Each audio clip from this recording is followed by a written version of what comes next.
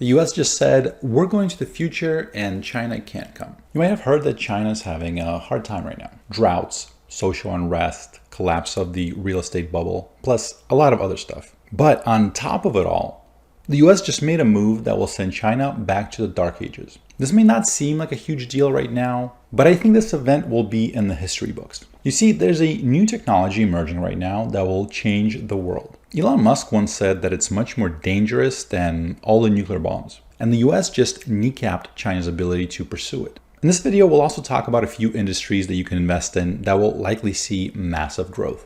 Please hit thumbs up and subscribe so I can keep you up to date on this. AI. So you probably are aware that AI technology is advancing rapidly. Like any exponential technology, it increases little by little at first and then rapidly takes off. We've been hearing about AI for a while now, but the real life applications that are beginning to hit the market are proving how valuable it can be. Now, you've seen robots running around doing backflips.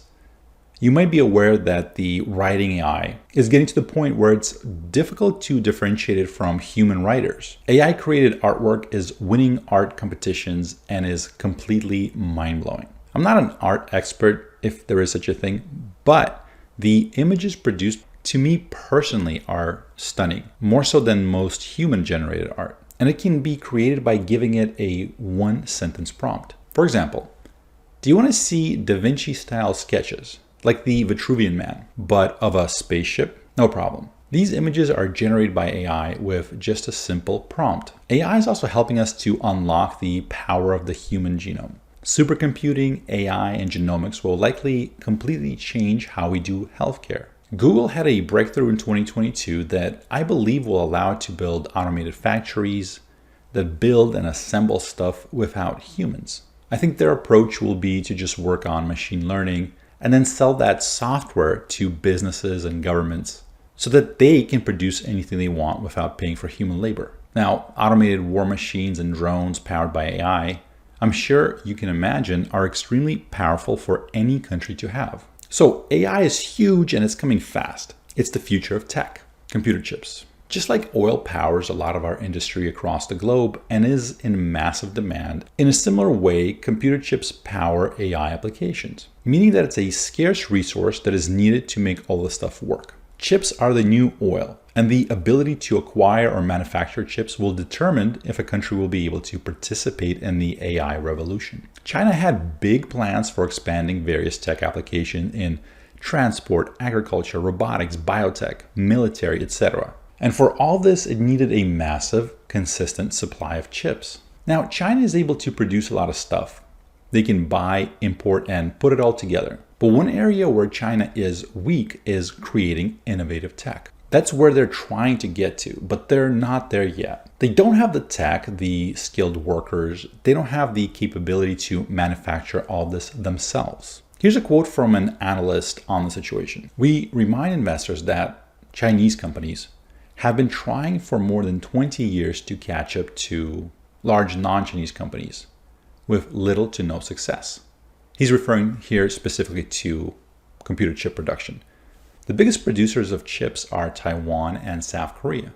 Taiwan produces something like 90% of the world's advanced chips. It produces 65% of the world's semiconductors, but 90% of the really advanced stuff that is needed to power supercomputers and AI. But the US is the world's unchallenged leader in semiconductor design. We still design, innovate, and create all this tech. It is cheaper to have it physically produced elsewhere. We can produce the blueprints, if you will. We can also make the final products. We just can't make it as cheaply here as other places can make it. So now the US wants to bring chip manufacturing back home. It wants to bring back the jobs, the skills, the factories, and also to make sure that we have access to these chips in case something happens to Taiwan. Secretary of State Anthony Blinken said China's plans to annex Taiwan move much faster than anticipated. Our military intel is really good. They seem to know about Russia invading Ukraine long before it happened, and I would not be surprised if they are spot on about this. So something is pushing China to up its timeline to take Taiwan. Taiwan produces 90% of advanced computer chips. So this looks like a multi-step plan by the US to make sure that we are the world leader in computer chip production. Step one is that lawmakers quietly begin putting together the CHIPS Act that will heavily fund US companies that build chips as well as fund research and development. Step two, Nancy Pelosi starts furiously buying and selling stock to maximize her profit from this act being passed. Step three, the CHIPS Act is announced. And step four, the China chip ban is put into effect. China problems. So this will put a massive hurt on China at a time when they are really in a tight spot. They have a massive demographic problem. They are likely at the peak of their population, and it will rapidly decline by close to half over the next 80 years. The population is very old. And the young kids are tired of the pressures they face to be productive. Let it rot is a new movement by the Chinese youth, which signals that they are fed up and no longer willing to work and pursue their economic goals and just grind away to achieve the economic objectives needed by the country. Chinese real estate was a massive bubble, and actually calling it a Ponzi scheme would be a better word, since developers would often take payments for properties that were not being built or delayed indefinitely. Here's a quote. Developers raise huge amounts of money from customers to basically fund the purchase of the next construction projects. This continues on and on before it has got to the size that it has. It's not strictly a Ponzi scheme in the asset management sense, the Madoff style, but they're essentially using clients' money to fund the next project. So yes, it's the standard definition of what that means. The property markets account for anywhere between 20 to 30% of China's gross domestic product. This is a huge proportion compared with other large economies. Chinese don't invest in the stock market for the most part. Here in the US, we have well-regulated, transparent, and more or less honest capital markets, aka Wall Street, where anyone can invest and share in the profits of American companies. In other places in the world, that is not the case. And Chinese companies are notoriously shady. Their financial documents are often made up numbers. There was a story a while back where a teacher here in the US who was incentivized for her students to do well on certain standardized tests would complete any questions that the kid would not fill in, that they didn't have time for. The teacher would fill it in with the correct answer. So for example, on a 100-question test, most kids only had enough time to complete some portion of it. Let's say most completed the first 80 questions or so and left the final 20 blank. So she would go in and complete the last 20%.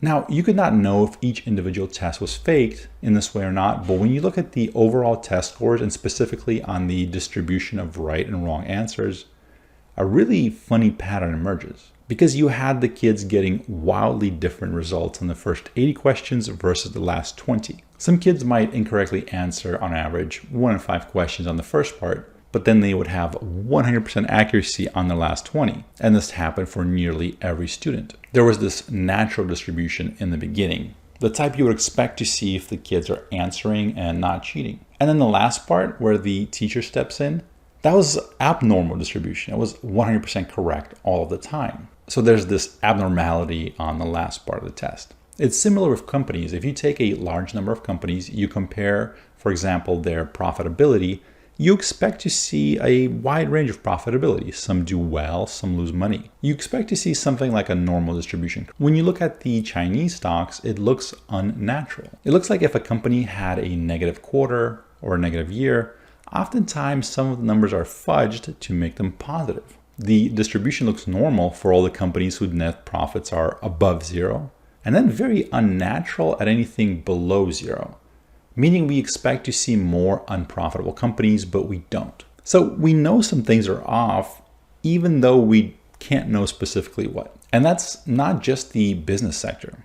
During 2020, the Chinese government would put out this data on how many cases and deaths they had from the virus. There were some people on Reddit that started pointing out that their data was almost exactly like the formula that you would use to model the spread. So they would just get the numbers from formulas and then report those. So Reddit people would actually be able to predict the numbers that China would report before they reported them. So this is important to understand that any all numbers that come out of the China are suspect, or as the kids would say, sus. So because of this, a lot of people started investing in real estate, buying homes, instead of investing in the economy or in stocks and stuff like that. And now that final safe haven where they could put all their wealth and fortunes, that's gone. At the same time, right now in 2022, China is facing a massive water emergency. There's a massive crop shortfall. Xi Jinping admits that they could face a massive food crisis in 2022. The people are mad. You've probably seen the bank runs that are happening there. People stopped paying mortgages when they realized that in many cases, the property that they put down payments on, they were never actually built. They were just used to continue to build up the Ponzi scheme. And now that is rapidly falling apart since people are no longer willing to pay into it. So there's a lot of bad stuff that's happening there, and it can potentially get a lot worse over the next few years as everything shakes out. At the same time, US believes that China will invade Taiwan, and we also might see a lot of backlash from these chips ban that were just announced. And since China's the world's factory, this is where we produced most of our goods. Whatever happens there will affect the US and the rest of the world. The good news here is that we're going to see more and more of a shift to domestic manufacturing, as well as a much bigger focus on AI and supercomputing here in the US. It's possible that we saw a peak of globalization pre-2020, and now more and more countries are realizing how fragile their systems are if they completely rely on foreign nations to produce their technology, to supply their electricity and gas and energy, etc. We will likely see the US pouring billions and trillions into shoring up our domestic production. So military, biotech, robotics, energy, all of these will see a massive influx of money once we're on the other side of this inflation and recession. If you like this, hit like and subscribe. I would love to hear your thoughts. Drop some knowledge bombs in the comment section below. Please click another video of mine so I can continue infecting your mind with profit generating ideas. My name is Wes Roth. Thank you for watching.